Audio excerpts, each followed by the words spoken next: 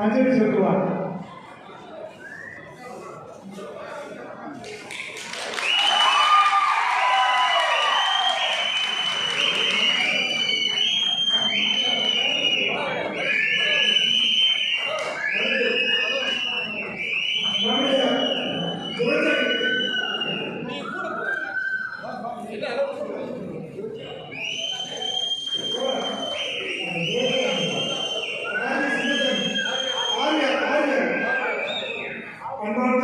சகோதரர்களே, இந்த சமூகத்துக்காக ஒப்பற்ற தியாகம் செய்தவர் பண்பாளர் மார்க்சியவாதி ஆரிய அவர்கள் பெரும் பணக்காரராக இருந்தாலும் ஏழை எளிய மக்களுக்காக இணைந்து அன்பாடப்பட்டவர்.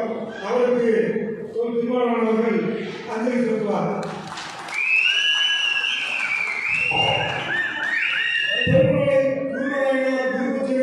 பல ஆண்டுகளாக நடத்தி சமுதாயத்துக்கு பெரும்பெரும் அளித்த துரைசாமி அவர்கள் அவர்களுக்கு செலுத்துவார். நாட்டோ சமுதாயத்தினுடைய உருவாக்கத்தில் பெரும் பங்காற்றிய பிச்சமுத்து அவர்களுக்கு அஞ்சலி செலுத்துவார். உங்களுடைய தெய்வமான வீரத்தின் கற்பிக்கு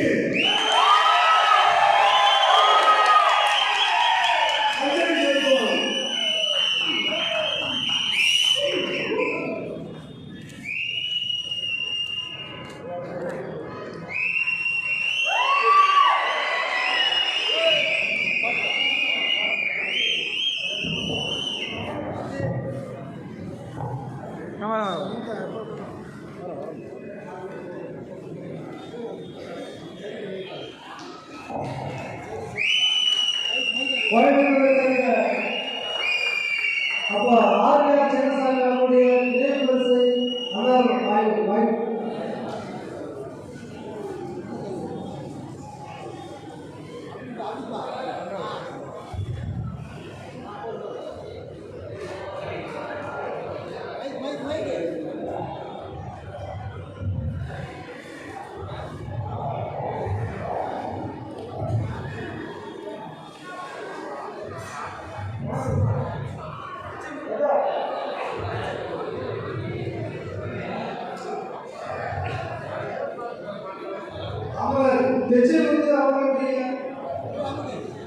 நினைவுபரிசை அவரது குடும்பத்தார்கள் பெற்றுக் கொள்வார்கள்.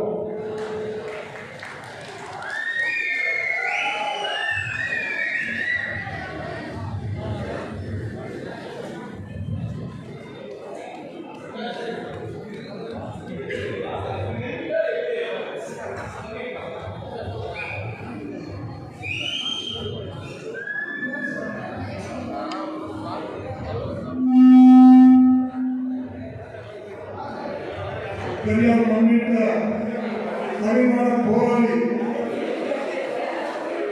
விருது பெற்ற தமிழர் பூர்வக்குடி மக்களுடைய வெற்றி கம்பளத்தை பெற்ற தன்மான தமிழர் தமிழ்மான போராளி அவர்கள் இப்பொழுது ஏற்புரையாற்றுவார்.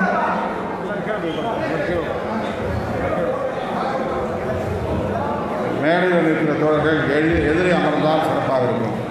தயவுசெய்து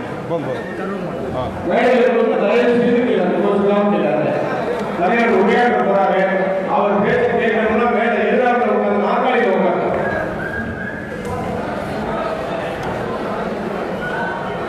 தயவுசெய்து மேடையில் இருக்கிறவங்க கீழே தயவு செய்து உட்காந்து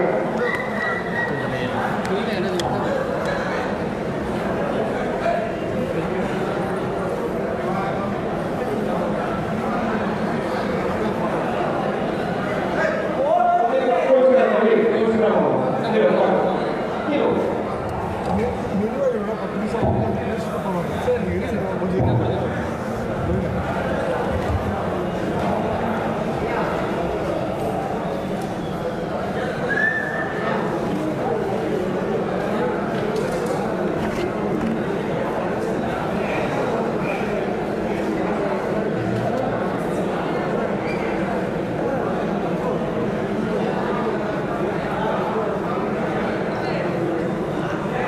அன்பார்ந்த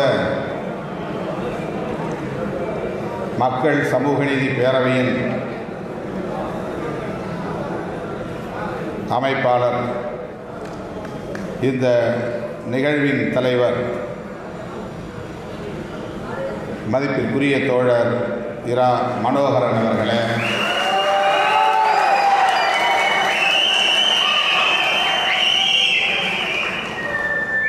இந்த விழாவில் பங்கேற்று வாழ்த்துறையை வழங்கி இந்நிகழ்வுக்கு சிறப்பு சேர்த்து விடைபெற்று சென்றிருக்கிற நகராட்சி நிர்வாகம் மற்றும் நகர்ப்புற வளர்ச்சித்துறை அமைச்சர் மாண்புமிகு அண்ணன் KN நேரு அவர்களே, இந்திய கம்யூனிஸ்ட் கட்சியின் மாநில செயலாளர் பெரும் மதிப்பிற்குரிய அண்ணன் சிறப்புரை வழங்கி விடைபெற்று சென்றிருக்கிற இரா முத்தரசன் அவர்களே, நாடாளுமன்ற உறுப்பினர் மதிப்பிற்குரிய அண்ணன் S. திருநாவுக்கரசு அவர்களின் சார்பில் வருகை தந்து இங்கே வாழ்த்துரை வழங்கி நமக்கு சிறப்பு செய்திருக்கிற திருமிகு கோவிந்தராஜ் அவர்களே, இன்னொரு மாவட்ட செயலாளர் ஜவஹர் அவர்களே, மார்க்சிஸ்ட் கம்யூனிஸ்ட் கட்சியின் சார்பில் இங்கே நமக்கு சிறப்பு சேர்க்கும் வகையில் வாழ்த்துரை வழங்கி சிறப்பித்திருக்கிற மாநில குழு உறுப்பினர் தோழர் ஸ்ரீதர் அவர்களே,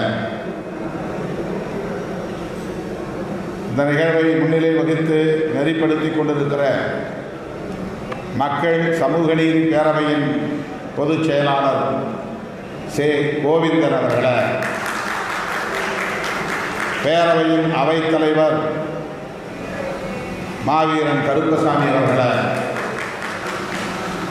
மகளிரணி தலைவர் மணிமேகலை அவர்களே,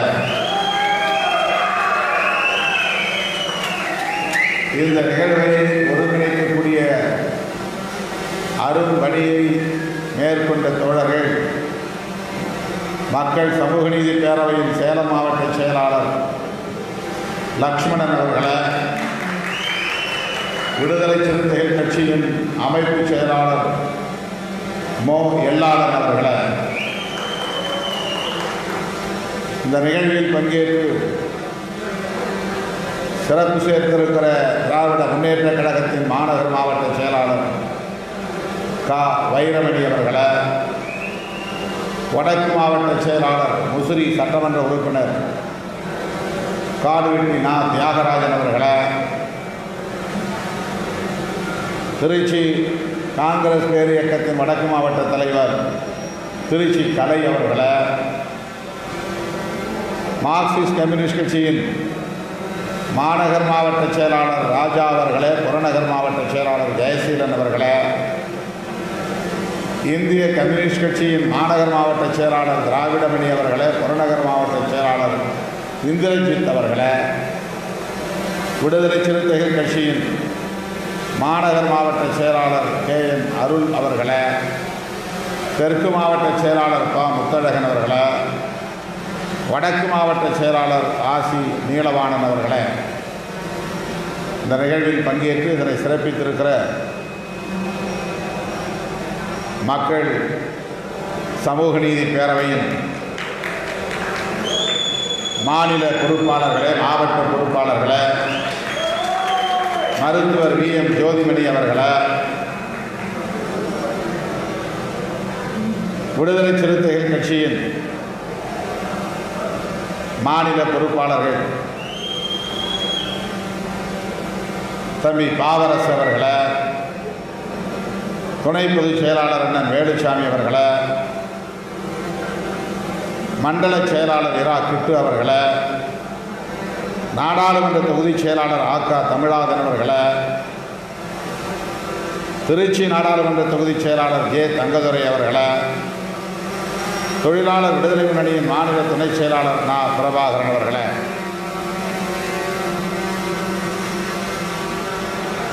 நன்றியுரை ஆற்றவிருக்கிற துறையூர் கணேசன் அவர்களை மற்றும் இந்த நிகழ்வில் பங்கேற்றதை சிறப்பித்துக் கொண்டிருக்கிற மக்கள் சமூக நீதி பேரவையின் முன்னணி தலைவர்களை, விடுதலை சிறுத்தைகள் கட்சியின் மாநில மாவட்ட ஒன்றிய நகர பொறுப்பாளர்களை, இந்த மாபெரும் நிகழ்வில் பங்கேற்று சமுதாய வழக்கப்படி வெற்றி கம்பளம் சூட்டி கையில் செங்கோல் கொடுத்து எனக்கு பெருமை சேர்த்திருக்கிற குறும்பர் சமூகத்தை சார்ந்த பெரியவர்கள்,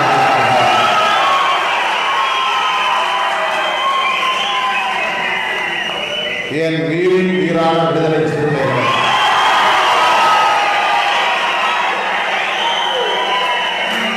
உங்கள் அனைவருக்கும் என்னுடைய பணிவார்ந்த வணக்கத்தை தெரிவித்துக் கொள்கிறேன். பெயர்கள் விடுபட்டிருந்தால் தன்னை ஊர்ந்து பொறுத்தருட வேண்டுகிறேன். இந்த நாள் என் வாழ்வில் மறக்க முடியாத ஒரு நாள்.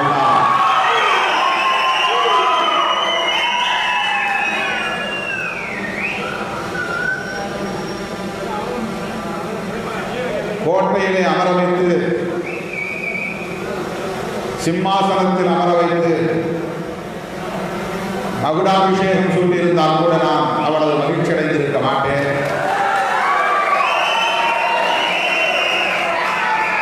உழைக்கும் மக்களாகிய நீங்கள் என் மீது நம்பிக்கை வைத்து, பாசம் வைத்து, சமுதாய மரபுப்படி போரில் வெற்றி பெற்ற ஒருவருக்கு,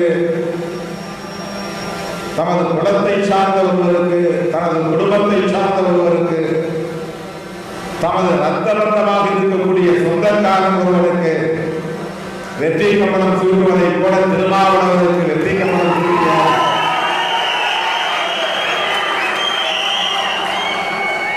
இந்த நிகழ்வு என்னை மிகவும் நெகிழ வைத்திருக்கிறது.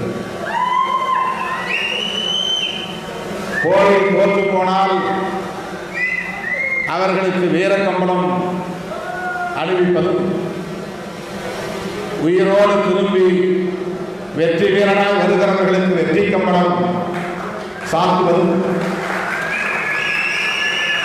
குறுங்கர் குலத்தின் மரபு வழக்கம் என்று நம்முடைய மக்கள் சமூக நீதி பேரவையின் அமைப்பாளர் வழக்கறிஞர் அருமை தோழர் மனோகரன் அவர்கள் என்னிடத்திலே சுட்டி காட்டினார். அவர் என்னை வந்து அணுகிய போது, அவரும் அண்ணன் வேலுச்சாமி அவர்களும் என்னை வந்து அணுகிய போது, மனுநூல் குறித்து நீங்கள் தொடங்கி வைத்திருக்கிற போராட்டம் அல்லது யுத்தம் இளம் தலைமுறையினருடைய ஒரு எழுச்சியையும் நம்பிக்கையையும் உருவாக்கி இருக்கிறது.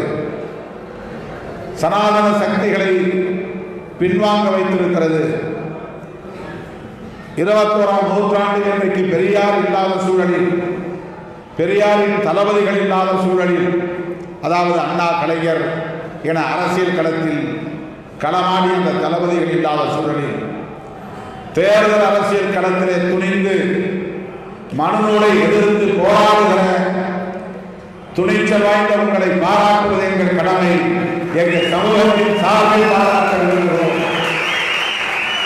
எனவே ஒரு பாராட்டு விழாவுக்கு தேதி வேண்டும் என்று என்னிடத்திலே கேட்டார்கள்.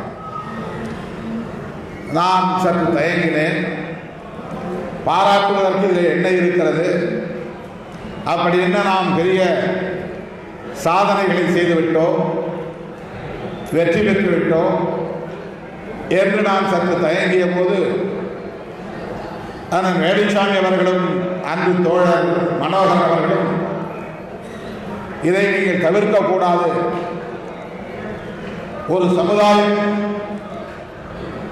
உங்கள் மீது நம்பிக்கை வைத்து உங்களை பாராட்ட வேண்டும் என்று விரும்புகிற இந்த வாய்ப்பை நீங்கள் நழுவவிடக்கூடாது. அவர்களுக்கும் சில கோரிக்கைகள் உள்ளன. உங்கள் மீதுள்ள நம்பிக்கையால் உங்களிடத்தில் அந்த கோரிக்கைகளை வழங்க விரும்புகிறார்கள். வளரும் இளம் தலைமுறைக்கு நம்பிக்கையூட்டக்கூடிய ஒரு தலைமையாக நீங்கள் விளங்குகிற சூழலில் இதை தவிர்க்க வேண்டாம் என்று என்னிடத்திலே கேட்டுக்கொண்டார்கள். உடனடியாக நான் ஒப்புக்கொண்டேன். தோழர் மனோகரன் சொன்னதைப் போல, நம் வேலுச்சாமி அவர்களை சொன்னதைப் போல, நாங்கள் 1990களில் இருந்து தொடர்ந்து பல்வேறு களங்களில், போராட்ட களங்களில் கைகோர்த்து நின்றவர்கள். அப்படித்தான் எங்களுக்கு இடையிலே நட்பு பரிணமித்தது. தமிழ் தேசிய களத்தில் அண்ணன் வேலுச்சாமி அவர்களும், மார்க்சிய களத்தில் தோழர் மனோகரன் அவர்களும் வெவ்வேறு களத்தை அவர்கள் அடித்தளமாக கொண்டிருந்தாலும் கூட அடிப்படையில் சமூக நீதியை முன்னெடுத்து போராடக்கூடியவர்களாக விளங்கிய காரணத்தால் நானும் அவர்களோடு இணைந்து போராடக்கூடிய ஒரு சூழல் மதுரையிலே அமைந்தது. அவர்களை நான் அடையாளம் கண்டேன் என்பதை விட அவர்கள் இருவரும் என்னை அடையாளம் கண்டு என்னை தேடி வந்து என்னை அரவணைத்துக் கொண்டார்கள், ஆதரித்தார்கள், ஊக்கப்படுத்தினார்கள்.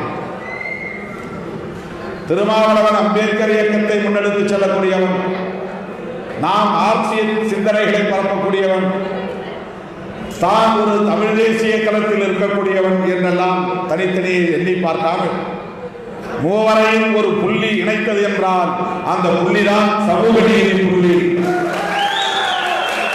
தமிழர் ஒற்றுமை என்கிற தமிழ் மொழி உணர்வு, இன உணர்வு, அந்த அடிப்படையில் நாங்கள் 90களின் தொடக்கத்திலே இணைந்து செயல்பட களமிறங்கினோம்.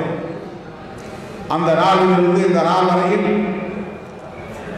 எந்த இடைவெளியும் இல்லாமல் கருத்து மாறுபாடுகள் இருந்தால் கூட அதை பொருட்படுத்தாமல் ஒடுக்கப்பட்டோரின் விடுதலைதான், உழைக்கும் மக்களின் விடுதலைதான் உண்மையான தமிழர் விடுதலையாக, தமிழ் தேச விடுதலையாக இருக்க முடியும்.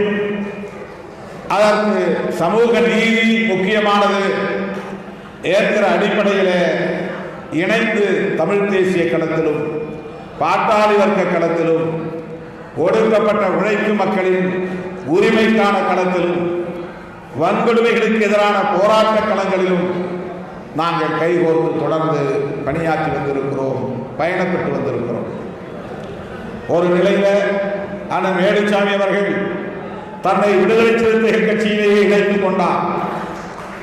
10 ஆண்டுகளுக்கு மேலாக விடுதலை சிறுத்தையாக இருந்து பணியாற்றி வருகிறார். இன்றைக்கு கட்சியின் துணை பொதுச் செயலாளராகவும் பொறுப்பேற்று கருத்தியல் தளத்திலும் களத்திலும் தொடர்ந்து பங்காற்றி வருகிறார். அப்படி விடுதலை சிறுத்தைகள் கட்சியை தன்னை இணைத்துக் கொண்டாவிட்டாலும் இவரும் விடுதலை சிறுத்தை தான் என்று எண்ணக்கூடிய வகையில் எப்போதும் விடுதலை சிறுத்தைகளோடு கைகோர்ந்து தோளோடு தோல் நின்று பணியாற்றக்கூடிய ஒரு தோழர் தான் வழக்கறிஞர் மனோகரன் அவர்கள். அவரை யாரும் தனித்து பிரித்து பார்ப்பதில்லை. மதுரை தென் மாவட்டங்களில் மட்டுமல்ல, வட மாவட்டங்களிலும் கூட. நான் தேர்தல் பாதையை புறக்கணித்த காலத்திலும் என்னை ஆதரித்தவர்கள் 2 பேரும். நான் அதிலிருந்து சற்று நழுவி அல்லது விலகி தேர்தல் பாதையை தேர்ந்தெடுத்த பிறகும் திருமாவளவனை ஊக்கப்படுத்த வேண்டியது, இந்த இயக்கத்தை வளர்த்தெடுப்பதற்கு துணை இருக்க வேண்டியது நம்முடைய கடமை என்ற அடிப்படையில் நான் போட்டியிட்ட சிதம்பரம் நாடாளுமன்ற தொகுதிக்கு வந்து மனோகரன் அவர்களும் வேலுச்சாமி அவர்களும் அந்த பகுதியில் வசிக்கக்கூடிய குடும்ப சமூகத்து மக்களிடையே வாக்குகளை சிதம்பரம் நாடாளுமன்ற தொகுதியிலே குடும்ப சமூகத்தை சார்ந்த மக்கள் இருக்கிறார்கள் என்பது கூட எனக்கு தெரியாது. அங்கே வாக்காளர்கள் இருக்கிறார்கள் என்பது கூட எனக்கு தெரியாது. நான் கூட அதிர்ச்சியாக அவரை பார்த்தேன். உங்களுக்கும் சிதம்பரம் தொகுதிக்கும் என்ன சம்பந்தம் என்று. அவர் இத்தனை கிராமங்களில் எனக்கு சொந்தக்காரர்கள் இருக்கிறார்கள், எமது மக்கள் இருக்கிறார்கள், உழைக்கிற மக்கள் இருக்கிறார்கள், வாக்காளர்களாக இருக்கிறார்கள், கணிசமான வாக்கு வங்கியாக இருக்கிறார்கள். அவ்வளவு வாக்குகளை நான் உங்களுக்கு ஆதரவாக திரும்ப போகிறேன் என்று பல வாரங்கள் அண்ணன் வேலுச்சாமி அவர்களும் அருமை தோழர் மனோகரன் அவர்களும் அங்கிருந்து இளைஞர்களை அணிதிரட்டி பணியாற்றி எனக்கு வாக்குகளை பெற்று தந்தவர்கள். ஆக அம்பேத்கர், பெரியார், மார்க்ஸ் இந்த மாமனிதர்களின் கொள்கைகளை உருவாக்கி இருந்த காரணத்தினால்தான் இன்றைக்கு நாங்கள் தொடர்ந்து பயணிக்க முடிகிறது, ஒரே களத்தில் போராட முடிகிறது. அந்த புரிதல், அந்த கொள்கை தெளிவு, அந்த கோட்பாட்டு பார்வை மனோகரன் அவர்களுக்கு இருந்ததால் தான் என் மீது அள்ளி இறைக்கப்பட்ட எந்த அவதூறையும் பொருட்படுத்தாமல் திருமாவளவன் பிற சமூகத்தின் எதிரி என்று எல்லோரும் சொன்ன நேரத்தில் திருமாவளவன் எல்லா சமூகத்திற்கும் தேவை என்று எல்லா சமூகத்திற்குமான ஒரு தலைவராக திருமாவளவன் பரிணமித்து வருகிறார் என்று பறைசாற்றக்கூடிய வகையில், உலகிற்கு உணர்த்தக்கூடிய வகையில், ஊருக்கு சொல்லக்கூடிய வகையில் மனோகரன் அவர்கள் மக்கள் சமூக நீதி பேரவையின் சார்பில் இந்த விழாவை நடத்தி குல வழக்கப்படி, சமுதாய மரபுபடி நாற்காலியில் அமர வைத்து அந்த சமூகத்தை சார்ந்த போர் வீரர்களுக்கு மட்டுமே சாத்தக்கூடிய வெற்றி கம்பளத்தை சார்ந்து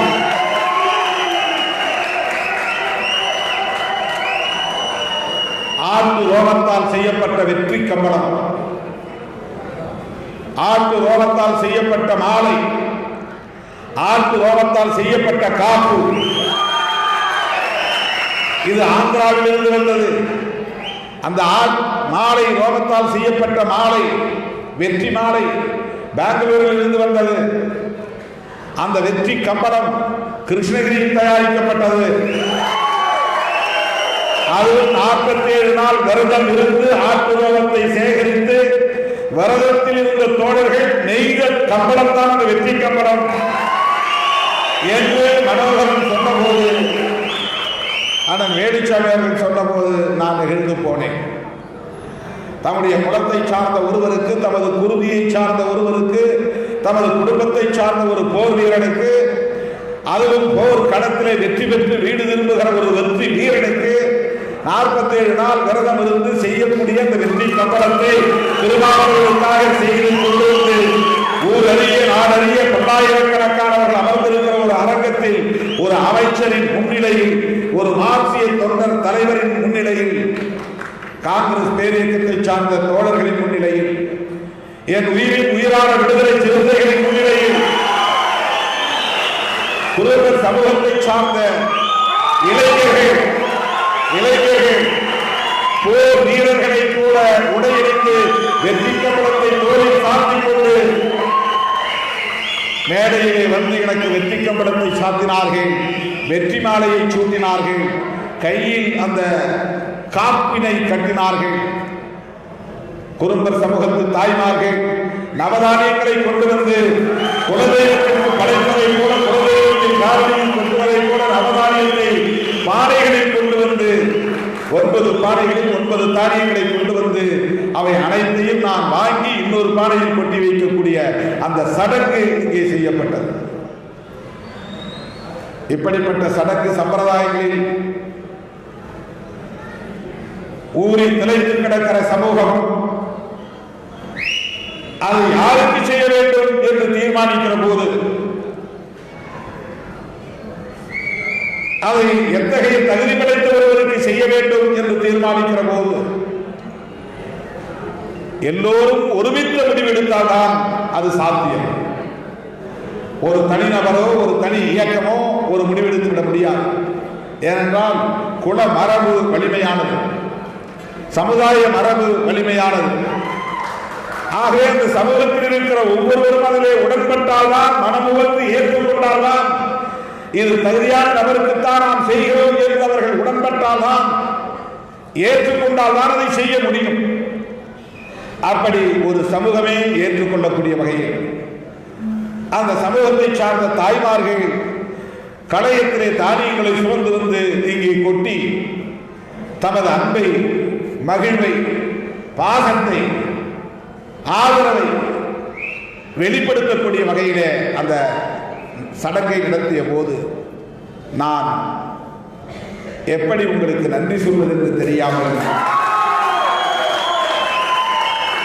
அந்த நொடியிலிருந்து இன்னும் அப்போது ஏற்பட்ட அந்த தாக்கத்திலிருந்து இன்னும் நான் மீட்சி பெறவில்லை. அந்த அதிர்வலைகள் இன்னும் என் உடலிலிருந்து விலகவில்லை. எப்படி நன்றி சொல்வது என்று இன்னும் நான் திணறிக் கொண்டிருக்கிறேன். ஏனென்றால் உங்களுக்கு தெரியும், என்னை அண்ணன் வேலுச்சாமி நன்கு அறிவார், தோழர் மனோகரன் நன்கு அறிவார். ஒளிவு மறைவு எதுவும் இல்லை. சொல்ல போனால் நான் பொதுவாழ்வில் அடியெடுத்து வைத்த நாளிலிருந்து அவர்கள் எனக்கு பழக்கம். மதுரையில் தான் என் பொது வாழ்க்கை என்பது தீவிரமாக தொடங்குகிறது. சென்னையிலே நான் சட்டக்கல்லூரி மாணவனாக இருந்த காலத்தில் ஈழத்தமிழர் விடுதலைக்கான போராட்டக் களங்களில் நான் பங்கேற்றாலும் கூட என்னுடைய 27வது வயதிலே விடுதலை சிறுத்தைகள் கட்சியின் தலைவராக நான் பொறுப்பேற்ற காலத்தில் இருந்து ஏறத்தாழ 32 ஆண்டுகளாக என்னை நன்கு அறிந்திருக்கக்கூடிய தோழர்கள் தான் அண்ணன் வேலுச்சாமி அவர்களும் அருமை தோழர் மனோகரன் அவர்களும். ஆகவே நான் எத்தகைய அரசியல் கொள்கைகளை உள்வாங்கி இருக்கிறேன், எத்தகைய கொள்கை புரிதலை கொண்டிருக்கிறேன், எப்படி எல்லா சமூகத்தினரின் நலன்களுக்காக நான் என்னை ஒப்படைத்துக் கொண்டிருக்கிறேன், எந்த ஒரு சமூகத்திற்கும் எதிராகவும் நான் சிந்தித்ததில்லை, செயல்பட்டதில்லை என்பதை நுட்பமாக புரிந்து வைத்திருப்பவர்கள் அண்ணன் வேலுச்சாமி அவர்களும் அருமை தோழர் மனோகரன் அவர்கள். அதனால்தான் என் மீது அபாண்டமான பழியை சுமத்திய போது எனக்கு நேரில் வந்து ஆறுதலை சொன்னவர்கள். அதனால்தான் இவரை நாம் அப்படி ஒதுக்கிவிடக் கூடாது, தனிமைப்படுத்துவதற்கு அனுமதித்துவிடக் கூடாது, இவர் மீதான கலக்கத்தை நாம் துடைத்தாக வேண்டும், இவர் எல்லோருக்குமானவர், எங்களுக்குமானவர் என்று குடும்ப சமூகத்தின் சார்பில் இந்த விழாவை எடுப்பதற்கு அருமை தோழர் மனோகரன் அவர்கள் இந்த முயற்சியை மேற்கொண்டு இன்றைக்கு வெற்றிகரமாக இதை நிகழ்த்திக் கொண்டிருக்கிறார். எந்த கட்சியையும் அவர் கூப்பிட விரும்பவில்லை, எந்த தலைவரையும் அழைக்க விரும்பவில்லை. இது எங்கள் குடும்ப விழாவை போல நீங்களும் நாங்களும் கலந்து கொள்கிற விழாவாகவே இது அமைய வேண்டும் என்று தோழர் மனோகரன் விரும்பினார். ஆனாலும் நாம் எல்லோரும் வேண்டும், தோழமை கட்சிகளின் தலைவர்களையும் நாம் அழைப்போம் என்று நான் விடுத்த வேண்டுகோளின் அடிப்படையில் பெருமதிப்பிற்குரிய மாண்புமிகு அமைச்சர் அண்ணன் கே.என். நேரு அவர்களும் இன்றைக்கு கம்யூனிஸ்ட் கட்சிகளின் தலைவர்களும் காங்கிரஸ் கட்சியின் தலைவர்களும் இந்த மேடைக்கு வந்து நமக்கு பெருமை சேர்த்திருக்கிறார்கள். அவர்களின் முன்னிலையில் திருமாவளவன் அனைவருக்குமானவர் என்று மனோகரன் மட்டுமல்ல ஒட்டுமொத்த குடும்ப சமூகம் இன்றைக்கு பிரகடனம் செய்திருக்கிறது. இது ஒரு வரலாற்று பிரகடனமாக நான் பார்க்கிறேன். தனிப்பட்ட முறையிலே திருமாவளவன் வாழ்க்கையில் இது ஒரு திருப்பம் என்று நான் பார்க்கிறேன், இது ஒரு திருப்ப உடை என்று நான் பார்க்கிறேன். இதற்கு பிறகுதான் நான் எல்லோருக்குமானவனாக செயல்படப் போகிறேன் என்று நான் சொல்லவில்லை. இத்தனை ஆண்டுகளாக நான் எல்லோருக்குமானவனாக போராடி இருக்கிறேன், பாடுபட்டு இருக்கிறேன். ஆனால் இன்றைக்கு அதற்குரிய அங்கீகாரத்தை இந்த சமூகம் வழங்கியிருக்கிறது, மக்கள் சமூக நீதி பேரவை வழங்கியிருக்கிறது.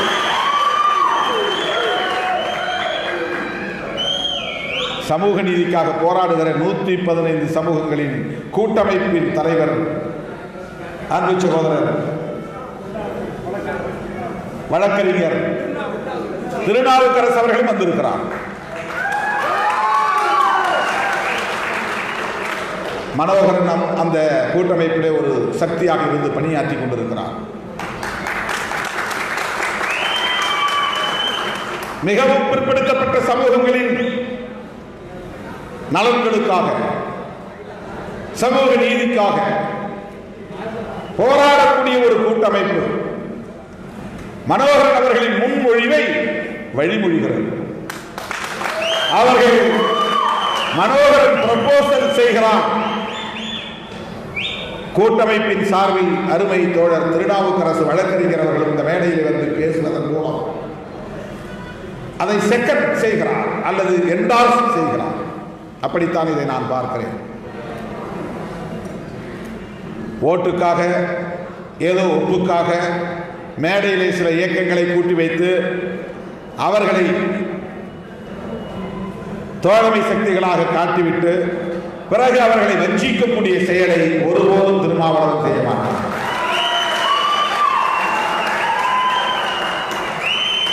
மிகவும் பிற்படுத்தப்பட்ட சமூகத்தின் கூட்டமைப்பை காட்டி திருமாவளவன் எந்த கூட்டணியிலும் பேரம் பேச மாட்டார். அப்படி பேரம் பேச முடியாது. நான் போய் மனோகரன் என்னோட இருக்கிறாரு, திருநாவுக்கரசு என்னோட இருக்கிறாரு, அதனால எங்களுக்கு மொத்தமாக வந்து ஒரு 50 சீட்டு கொடுங்க நான் யார்ட்டும் கேட்க முடியாது. கேட்டாலும் தரமாட்டாங்க. அவங்க என்ன நினைப்பாங்கன்னா, உங்களுக்கு அவங்களுக்கு என்ன சம்பந்தம்? எங்களுக்கு சம்பந்தம் உண்டு என்று சொல்லுகிற நிகழ்ச்சி தான் இந்த நிகழ்ச்சி. எல்லோரையும் எல்லா சமூகத்தினரையும் ஒரு புள்ளி இணைக்கிறது. சமூக நீதி புள்ளி, சோஷியல் ஜஸ்டிஸ். குருமன் சமூகத்தின் கோரிக்கைகளை பற்றி பல ஆண்டுகளுக்கு முன்பு மனோகரன் அவர்கள் தருமபுரி கிருஷ்ணகிரி மாவட்டத்திலிருந்து ஒரு பெரிய குழுவையை அழைத்து வந்தார். அவர்களின் கோரிக்கையை நான் அன்றைய முதல்வர் கலைஞரிடத்தில் எடுத்துச் சொல்லி பாராளுமன்ற வரையில் அது சென்று அந்த கோரிக்கை நிறைவேற்றப்பட்டது.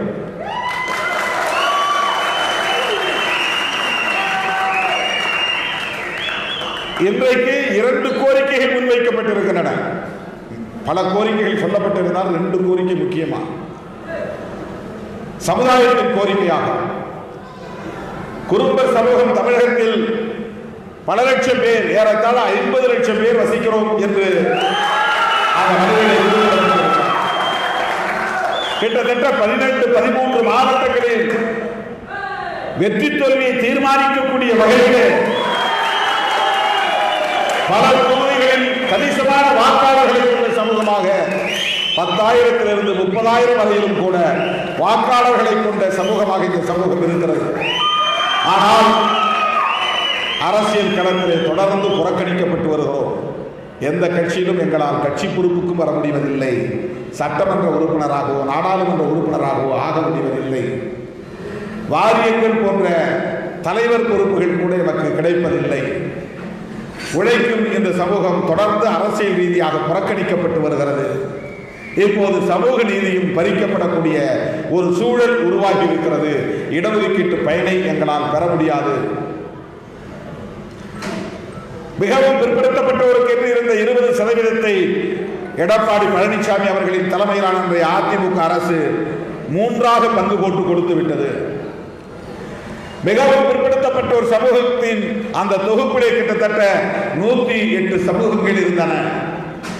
அந்த 108 சமூகங்களையும் 3ஆக பிரித்து 10.5% என்றும் 7% என்றும் 2.5% என்றும் இடஒதுக்கீட்டை பங்கு போட்டு கூறு போட்டு கொடுத்து விட்டு போய்விட்டார் எடப்பாடி பழனிசாமி அவர்கள்.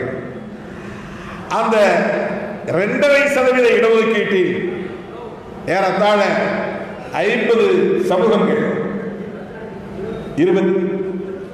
22 சமூகங்களும் 7.5% அதே போல 40-46 சமூகங்களும் பயன்பெறக்கூடிய வகையில் சமூகத்தை பிரித்து 3ஆக பாகம் போட்டு கொடுத்ததால் இந்த 2.5% போட்டி போட்டு பயன்பெற முடியாத நிலைக்கு இன்றைக்கு நாங்கள் எல்லாம் தள்ளப்பட்டிருக்கிறோம். எனவே யாருக்கு எதிராக நாங்கள் குரல் எழுப்பவில்லை. எல்லோருக்கும் நீதி கிடைக்க வேண்டுமானால் சாதிவாரி கணக்கெடுப்பு முறையாக நடத்தப்பட வேண்டும். அந்த சாதிவாரி கணக்கெடுப்புக்கு பின்னர் மக்கள் தொகை அடிப்படையில் இடஒதுக்கீட்டை தீர்மானிக்க வேண்டும் என்ற கோரிக்கையைத்தான் நாங்கள் எழுப்புகிறோம். இந்த கோரிக்கையை சமூக நீதிக்காக தொடர்ந்து குரல் கொடுக்கக்கூடிய விடுதலை சிறுத்தைகள் கட்சியும் முன்னெடுக்க வேண்டும் என்று தோழர் மனோகரன் அவர்களும் வழக்கறிஞர் திருநாவுக்கரசு அவர்களும் குறும்பர் சமூகத்தை சார்ந்த பெரியவர்களும் சேர்ந்து இங்கே கோரிக்கை மனுவாக வழங்கியிருக்கிறார்கள். பிற்படுத்தப்பட்டவர்கள். இங்கே தான் தமிழ்நாட்டில் தான் ஓபிசியை வந்து எம்பிசி என்றும் பிசி என்றும் பிரித்திருக்கிறோம். பிற மாநிலங்களில் மொத்தத்தில் ஓபிசி என்று தான் அழைக்கப்படுகிறது. Other backward classes. Other backward classes என்று சொல்வதற்கு என்ன காரணம் என்றால், ஷெட்யூல் காஸ்ட் ஷெட்யூல் ட்ரைப்ஸும் பேக்வர்ட் கிளாஸ் தான் அரசமைப்பு சட்டத்தின்படி. சோசியலி எஜுகேஷனலி பேக்வர்ட் கிளாஸஸ் என்றுதான் கான்ஸ்டிடியூஷனிலே சொல்லப்பட்டிருக்கிறது. அதில் எஸ்சி என்றோ எஸ்டி என்றோ தனியாக இடஒதுக்கீடு பற்றி எதுவும் சொல்லப்படவில்லை. சோசியலி எஜுகேஷனலி என்றால் சோசியலி சமூக ரீதியாக, எஜுகேஷனலி கல்வி ரீதியாக பின்தங்கிய சமூகங்கள்.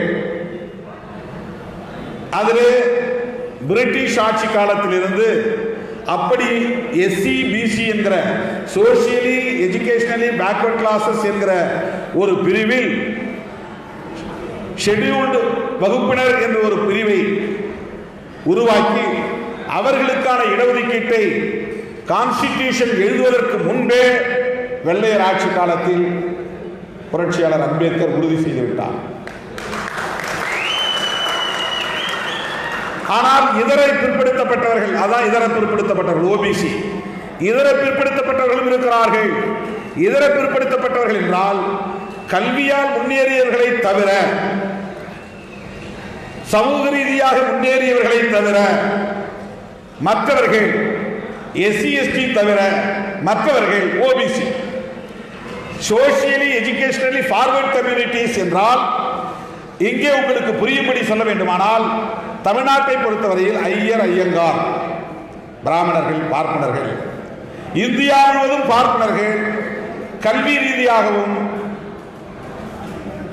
சமூக ரீதியாகவும் மேம்பட்டவர்கள். வர்ணாசிரம தர்மப்படி இந்திய சமூகத்தில் ஒரே ஒரு சாதிதான் உசந்த சாதி, உயர்ந்த சாதி, மேலான சாதி, அதுதான் பிராமணர்கள். அவர்களுக்கு கீழே இருக்கக்கூடிய 3 வர்ணங்களும் அவர்களை பொறுத்தவரையில், வர்ணாசிரம தர்மத்தை பொறுத்தவரையில் கீழ் சாதிதான். பார்ப்பனர்களுக்கு கீழே சத்திரியர்கள், சத்திரியர்களுக்கு கீழே வைசியர்கள், வைசியர்களுக்கு கீழே சூத்திரர்கள். இந்த 4 வருடத்துக்கும் அப்பாற்பட்டவர்கள் தான் ஷெட்யூல் காஸ்ட் ஷெட்யூல் ட்ரைப்ஸ், அந்த வர்ணத்திலே சேராதவர்கள். இவர்கள் மட்டும்தான் வர்ணாசிரமத்துக்கு உட்பட்ட சமூக பிரிவினர். அதில் பார்ப்பனர்கள் மட்டும்தான் நீண்ட காலமாக மேல் சாதி என்கிற எண்ணத்தோடும் கல்வி பொருளாதாரம் போன்றவற்றிலும் முன்னேறிய சமூக பிரிவினராக இருக்கிறார்கள். ஆகவே அவர்களை தவிர சோசியலி எஜுகேஷனலி பேக்வர்ட் கிளாஸஸ் என்றால் இந்த 3 வருடத்தை சார்ந்த சாதிகளும் அதில் அடங்கும். அதிலும் ஒரு சில பேர் வட மாநிலங்கள்லாம் ஜாட், தாக்கூர் இவங்கெல்லாம் ஒரு சில பேர் உயர்ந்த சமூகத்தை சார்ந்த பொருளாதாரத்தில் முன்னேறி எஃப்சி ஆகிடுறாங்க. சோசியலி அவங்க எஃப்சி ஃபார்வர்ட் கம்யூனிட்டிஸ். தமிழ்நாட்டிற்குள்ள பிள்ளைமார் சமூகத்தில் ஒரு சில பேர் எஃப்சி, பிள்ளைமார் சமூகத்தில் ஒரு சில பேர் எஃப்சி ஃபார்வர்ட் கம்யூனிட்டி, சில பேர் பிசியில் இருக்காங்க. எல்லா பிள்ளைமாரும் எஃப்சி கிடையாது. கொங்கு வேளாளர் கூட எஃப்சி கிடையாது, பிசி தான். ரெட்டியார் எஃப்சி கிடையாது, பிசி தான். பிசினா பிற்படுத்தப்பட்டவர்கள். பிற்படுத்தப்பட்டவர்கள்னா பொருளாதார ரீதியாக, கல்வி ரீதியாக, சமூக ரீதியாக பின்தங்கியவர்கள் என்று பொருள். நிலவளம் இருக்கலாம், ஆனால் அவங்களோட கல்வி இருக்காது. நிலவளம் இருக்கலாம், ஆனால் அவங்க சமூக ரீதியாக தாழ்ந்தவர்கள். ஏன்னா பார்ப்பனர்கள் உயர்ந்தவர்கள். பார்ப்பனர்கள் உயர்ந்தவர்கள் என்பதால் தான் பார்ப்பன சமூகத்தை சார்ந்தவர்கள் மட்டும் கோவிலின் கருவறைக்குள்ளே நுழைய முடியும். கிட்டத்தட்ட தமிழ்நாட்டில் 35,000 கோயில்களுக்கு மேல் இருப்பதாக கணக்கு சொல்லுகின்றன. அதில் ஒரு 600-700 கோவில்கள் ஆகம விதிப்படி கட்டப்பட்ட கோயில்கள் என்று சொல்லுகிறார்கள். ஆகம விதிப்படி கட்டப்பட்ட கோவில்களில் வேண்டுமானால் பிராமண சமூகத்தை சார்ந்த, பார்ப்பன சமூகத்தை சார்ந்த பூசாரிகள் உள்ளே இருக்கலாம் அப்படின்னு ஒரு வரையறை இருக்கு. ஆனால் பெரும்பான்மையான கோயில்களில் உள்ளூர் கிராமத்து கோயில்களை தவிர நம்ம ஊரில் கட்டுற கோயில் இருக்கு பாருங்க, குலதெய்வத்துக்கு அம்மன் கோயில் கட்டுவோம், பெருமாள் கோயில் கட்டுவோம், சிவன் கோயில் கட்டுவோம், குலதெய்வத்திற்கான கோயில்களை கட்டுவோம். அங்கே நம்ம யார் கட்டுறோமோ நம்ம குடும்பத்தை சார்ந்த, குலத்தை சார்ந்தவர்களே பூசாரியாக இருப்பாங்க. அதுலேயும் கொஞ்சம் வளர்ந்துட்டா யாராவது ஒரு பார்ட்னர் கொண்டு வந்து பூசாரியை வச்சுவாங்க. அந்த சமூகம் வளர்ந்துருச்சுன்னா மெல்ல மெல்ல பூசாரியாக பார்ட்னர்களை கொண்டு வந்து வைக்கிற வழக்கம் வளர்ந்து விட்டது. ஆக அவர்கள் மட்டுமே கருவறைக்குள் நுழைய முடியும். கருவறைக்குள் வேறு யார் நுழைந்தாலும் தீண்டாமை தீட்டுப்பட்டு விட்டது என்று பொருள். இந்த நாட்டை ஆளுகிற மன்னாதி மன்னனாக இருந்தாலும் மாமன்னனாக இருந்தாலும் போரில் வெற்றி பெற்று சாமியை கும்பிட வேண்டும் என்று அவன் வந்தால் அந்த மன்னாதி மன்னன் மகாராணி 2 பேருமே கோவிலுக்கு வெளியே தான் இருக்க முடியும். அங்கே ஒரு பூசாரி நின்று சாமியிடம் பூஜை செய்துவிட்டு அவன் வந்து திருநீர் கொடுத்தால் அவன் வாங்கி பூசிக்கொள்ளலாம். நான் மன்னன், இந்த நாட்டை ஆளக்கூடியவன், நான் கருவறைக்கு போய் நேரடியாக கடவுளை தரிசிக்க விரும்புகிறேன், அவருக்கு பூஜை செய்ய விரும்புகிறேன் என்று எந்த மன்னனும் உள்ளே போக முடியாது. சோழ மன்னனாக இருந்தாலும், சேர மன்னனாக இருந்தாலும், பாண்டிய மன்னனாக இருந்தாலும், மன்னர்களுக்கெல்லாம் மன்னர்களாக இருந்த மகாராஜாக்களாக இருந்தாலும் யாரும் கருவறைக்குள் நுழைய முடியாது என்கிற நிலையை இத்தனை ஆண்டு காலம் வைத்திருந்தார்கள். இவ்வளவு காலம் அது நீடிக்கிறது. என்ன காரணம் என்றால் அவங்க தான் சாதியில் உசர்ந்த சாதி, கடவுளிடம் பேசக்கூடிய சாதி. ஆக மற்ற எல்லோருமே கீழ் சாதிதான். இதுதான் சனாதனம் என்பது. பிறப்பால் உயர்வு தாழ்வு உண்டு. ஒரு குறிப்பிட்ட சமூக பிரிவினர் மட்டும்தான் பிறப்பால் உயர்ந்தவர்கள். அக்ரஹாரத்தில் பிறந்ததனாலேயே அவர்கள் உயர்ந்தவர்கள். அவர்கள் படிக்காமல் இருக்கலாம், அவர்கள் ஏழையாக இருக்கலாம், அவர்கள் குளிக்காமல் கூட இருக்கலாம், பல் தேய்க்காதவர்களாக கூட இருக்கலாம், பழக்க வழக்கம் நல்ல பழக்க வழக்கம் இல்லாதவர்களாக இருக்கலாம், திருட்டு பழக்கம் உள்ளவர்களாக கூட இருக்கலாம். ஆனால் அக்ரஹாரத்தில் பிறந்ததாலேயே சாமி என்று கும்பிட வேண்டும், உயர்ந்த சாதி அவர்கள். ஆனால் மற்ற சாதியில் ஒருவன் உயர்ந்த படிப்பை படித்தாலும், மிக உயர்ந்த பதவியிலே இருந்தாலும் அவன் அவர்களுக்கு கீழே தான் இருக்க வேண்டும். அவர்களை பார்த்து ஐயா சாமி என்று வணங்க வேண்டும். இந்த முறையை உருவாக்கியதற்கு பெயர் தான் சனாதனம் என்பது. 2 நாளைக்கு முன்னாடி வாட்ஸ்அப் கும்பிட உள்ள போறான், சாமி கும்பிட கோயிலுக்கு போறான். போன உடனே பூசாரி வந்து அவன்கிட்ட ஏதோ வாங்கிட்டு உள்ள போறாரு. அவர் போகும்போது இவனும் பின்னால உள்ள போயிடறான். அவன் போய் திரும்பி பார்க்கறான். திரும்பி பார்த்தானே உள்ள வந்து பார்த்தான், அதிர்ச்சி அடங்கி இடிச்சு வெளியே தர்றான். வெளியே போய் நில்லு, வெளியே போய் நில்லு. அவன் உலகமே கொண்டாடக்கூடிய மாவீரன், வெண்கல பதக்கம் வாங்கிட்டு வந்துருக்கிறான். போட்டியில் இராணுவத்திலும் அவன் பெரிய பதவியில் இருக்கிறான். ஆனால் அவன் அந்த கருவறைக்குள்ளே நுழைந்த உடனே அலறி அடித்துக் கொண்ட அந்த பூசாரி, அந்த அர்ச்சகர், அந்த பிராமண வகுப்பை சார்ந்தவர் அவரை வெளியே தள்ளுறான், வெளியே தள்ளுறான். இதுதான் சனாதனம். இந்தியாவின் குடியரசுத் தலைவராக இருந்த ஆர் வெங்கட்ராமன் அவர்கள் ஒரு கோயிலுக்குள்ளே சாமி கும்பிட போன போது சட்டையை கழட்டிட்டு உள்ளவா, அது கருவறைக்குள் இல்லை, கோயிலுக்கு முன்னால் தரிசனம் பண்ணுறதுக்கு கருவறைக்கு வெளியே நிற்பதற்கே சட்டையை கழட்டிட்டு உள்ள வந்தால் தான் உள்ள விடுவோம். அவர் உள்ள போக முடியும். அதுதான் சனாதனம். அவர் ஐயர் குடும்பத்தை சார்ந்தவராக இருந்தாலும் கூட, ஜனாதிபதியாக இருந்தாலும் கூட, ஐயர் சமூகத்திலும் வேறுபாடு இருக்கிறது. ஐயர் எல்லாருமே உயர்ந்தவர் கிடையாது. ஐயர்ல வந்து சாமி கும்பிடுற ஐயர் வேற, பூஜை செய்கிற ஐயர் வேற, சுடுகாட்டில் அந்த பணிவிடைகள் செய்கிற ஐயர் வேற. சுடுகாட்டில் ஐயர் செய்கிறவரும் கோயிலில் மணி அடிக்கிற ஐயரும் கொடுக்கல் பெண் கொடுக்க வாங்க முடியாது. நம்பூதிரியும் தமிழ்நாட்டு ஐயரும் சமம் கிடையாது. குஜராத் பார்ப்பனர்களும் மேற்கு வங்க பார்ப்பனர்களும் சமம் கிடையாது. மேற்கு வங்கத்தில் இருக்கிற முகர்ஜி, பானர்ஜின்னு சொல்றாங்களா, மம்தா பானர்ஜி, பிரணாப் முகர்ஜி, இவங்கெல்லாம் பிராமணர்கள். ஆனால் இவங்கெல்லாம் சமம் கிடையாது. RSS இயக்கத்தை உருவாக்கின சத்பவன் அப்படின்னு ஒரு சமூகம், சத்பவன் அவங்க பேரு, சாதி பேரு சத்பவன் பார்ப்பனர்கள். அவங்க தான் RSS இயக்கத்தை உருவாக்கினவங்க. சவர்கர் கூட சத்பவன் சமூகத்தை சார்ந்தவர் தான். அவங்க தான் இந்தியாவிலேயே உயர்ந்த பார்ப்பனர்கள் என்கிற எண்ணம் உண்டு. இந்திரா காந்தி அம்மையார் கூட காஷ்மீர் பார்ப்பனர், பண்டிட் ஜவஹர்லால் நேரு பார்ப்பன சமூகத்தை சார்ந்தவர். இந்திரா காந்தி அம்மையார் கூட ஒரு கோயில் கூட போனாங்க, உள்ள விடல. பார்ப்பனர்களுக்குள்ளேயே தீண்டாமை இருக்கிறது. இதுதான் சனாதனம். வர்ணத்தில் பார்ப்பனர்கள் உயர்ந்தவர்கள். ஆனால் சாதி என்று பிரிக்கிற போது சாதிகளிலும் அடுக்கு நிலை உண்டு. வர்ணத்தில் சாதிகள் உண்டு, சாதிகளில் அடுக்கு நிலை உண்டு. ஒவ்வொரு சாதியையும் தனித்தனியே கூறு போட்டு ஒவ்வொரு சாதிக்கு இடையிலும் தடுப்பு சுவர் கட்டி மேல் கீழ் என்கிற உணர்வுகளை உருவாக்கி, எனக்கு கீழா ஒருத்தன் இருக்கிறான் அதனால நான் மேல் சாதிங்கிற ஒரு திருப்தியும், எனக்கு மேல ஒருத்தர் இருக்கிறான் அதனால கீழ் சாதி என்கிற ஒரு தாழ்வு மனப்பான்மையும் ஒரே நேரத்தில் ஒவ்வொரு சமூகத்துக்கும் உருவாக்கி இருக்கக்கூடிய ஒரு கோட்பாட்டுக்கு பெயர் தான் சனாதனம் என்கிற கோட்பாடு. நான் உயர்ந்த சாதியை எவனும் பெருமையாக பேசிக்க முடியாது, ஏன்னா மேல ஒரு சாதி இருக்கிறான். நான் கீழ் சாதி அப்படிங்கிற உணர்வும் அவனுக்கு இருக்கும். தனக்கு கீழே இருக்கிறவனை பார்த்து நான் மேல் சாதிங்கிற உணர்வும் இருக்கும். இதனால தான் அவன் வந்து இந்த சாதிய கட்டமைப்பை எதிர்த்து போராட முடியாம திணறி போய் கிடக்கிறான். இந்த சமூகத்தை இதை நுட்பமாக பார்த்த பெரியவர்கள் தான் புரட்சியாளர் அம்பேத்கர் அவர்களும், தந்தை பெரியார் அவர்களும், மகாத்மா ஜோதிபா புலே அவர்களும், பசவா கர்நாடகத்தில் பசவப்பா அவர்களும், கேரளாவிலே நாயனார் அவர்களும், நாராயணகுரு கேரளாவிலே நாராயணகுரு அவர்களும், சாமித்தோப்புடைய ஐயா வைகுண்டர் அவர்களும், இவங்கெல்லாம் இதை எதிர்த்து தான் போராடினார். இப்படிப்பட்ட இந்த நிலையில் சனாதனம் என்பது மனிதர்களை கூறு போட்டு வைத்திருக்கிறது. சாதிக்கு சாதி தடுப்பு சுவர் கட்டி இருக்கிறது. உயர்வு தாழ்வு என்கிற உளவியலை கட்டமைத்து வைத்திருக்கிறது. இப்படிப்பட்ட இந்த சனாதனத்தை எதிர்த்து போராடக்கூடிய ஒரு குணம் ஒவ்வொரு சமூகத்திலும் இருந்திருக்கிறது. அதை நான் கேள்விப்பட்டேன். அண்மையிலே மனோகரன் அவர்களோடும் அண்ணன் வேலுச்சாமி அவர்களோடும் பேசிக் கொண்டிருந்த போது சொன்னார்கள், ஒரு காலத்தில் பார்ப்பனர்கள் குறும்பர்கள் வசிக்கக்கூடிய தெருவுக்கு வந்தால் அவர்களை விரட்டி அடிக்கிற வழக்கம் உண்டு.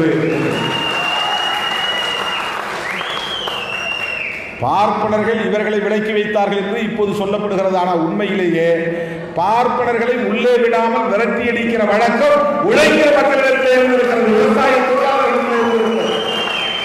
புரட்சியாளர் அம்பேத்கர் ஒரு நூலிலே குறிப்பிடுகிறார், தமிழ்நாட்டை பற்றி குறிப்பிடுகிறார். அதிலும் கும்பகோணத்தை சார்ந்த ஒடுக்கப்பட்ட பூர்வீக குடிகளை பற்றி எழுதுகிறார். கும்பகோணம் பகுதியிலே தலித் மக்கள் குடியிருக்கிற பகுதிகளுக்கு பார்ப்பனர்கள் வந்தால் சாணி சட்டியிலே சாணத்தை கரைத்து தொடர்பத்தால் துவைத்து அடித்து விரட்டுகிற வழக்கம் அந்த மக்களிடத்திலே இருந்திருக்கிறது.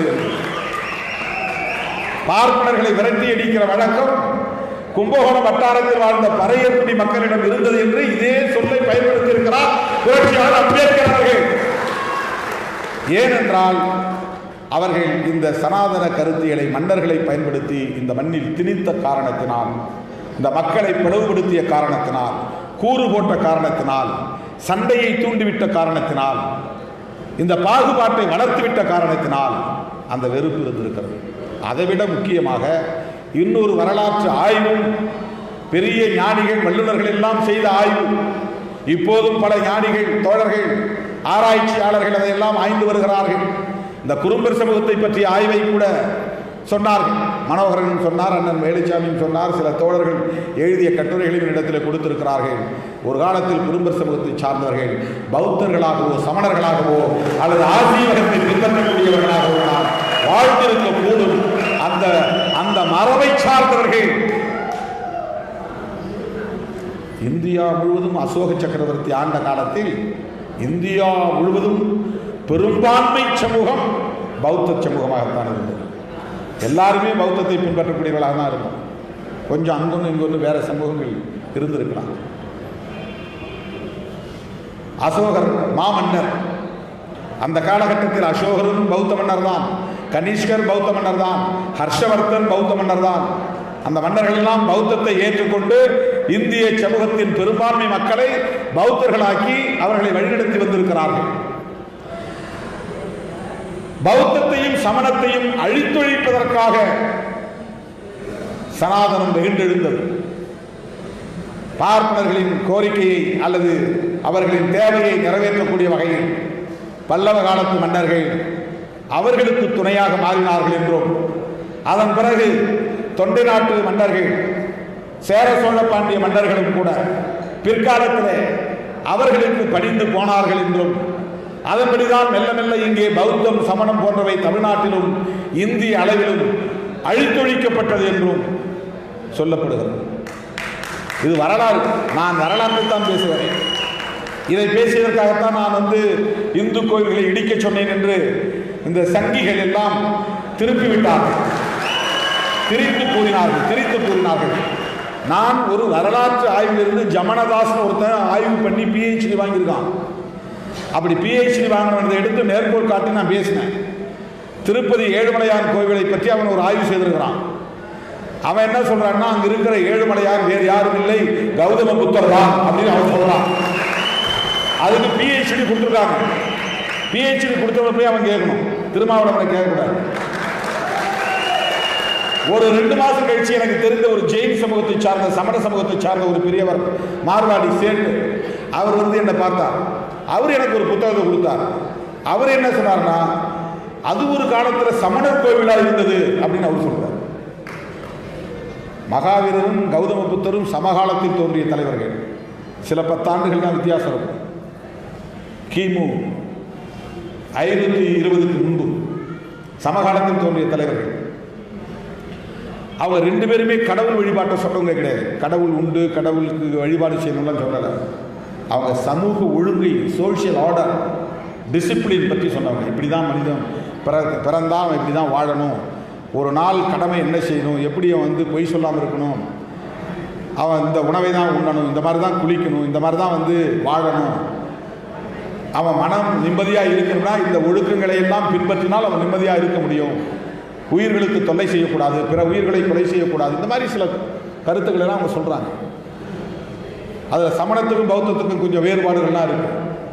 பௌத்தத்தில் சொல்லப்படக்கூடிய கருத்துக்கள் எல்லாம் சமணத்திலும் சொல்லப்படும், சமணத்தில் சொல்லப்படுதெல்லாம் பௌத்தத்திலும் உண்டு. அதனால் இந்த 2 மதத்தையுமே கடவுள் இல்லை என்று சொல்லுகிற நாத்திக மதங்கள் என்று பரப்பினார்.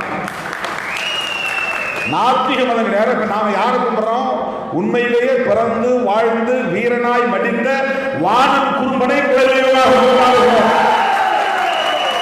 புராணத்தில் வரக்கூடிய கடவுள் அல்ல. இவர் புராண கடவுள் அல்ல, குடும்ப கடவுள். அவருடைய மனைவி கெப்பியை தெய்வமாக வணங்குகிறோம். கெப்பிக்கு பிறப்பு உண்டு, கெப்பிக்கு வாழ்க்கை உண்டு, கெப்பிக்கு வரலாறு உண்டு. கெப்பி தன் கணவன் இறந்த பிறகு போராடி வெற்றி பெற்றிருக்கிறார், வீழ்த்தியிருக்கிறார். அப்ப கெப்பியை தெய்வமாக கும்பிடுவது என்பதுதான் குல தெய்வம் பேரு. அந்த தெய்வம் வேற. சிவபெருமானை நம்ம பார்க்கல, மகாவிஷ்ணு நம்ம பார்க்கல. அவங்கள பிறந்த வரலாறுலாம் வேற மாதிரி சொல்றாங்க, புராணமாக சொல்றாங்க.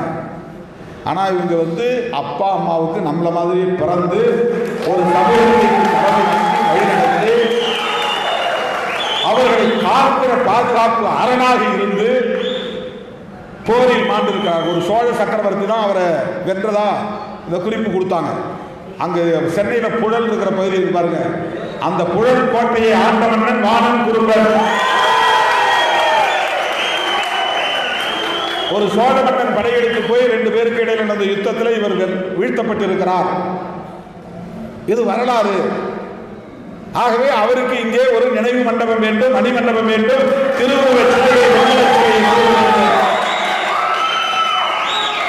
குறும்பர் சமூகத்தின் கோரிக்கை, ஜனநாயக பூர்வமான கோரிக்கை.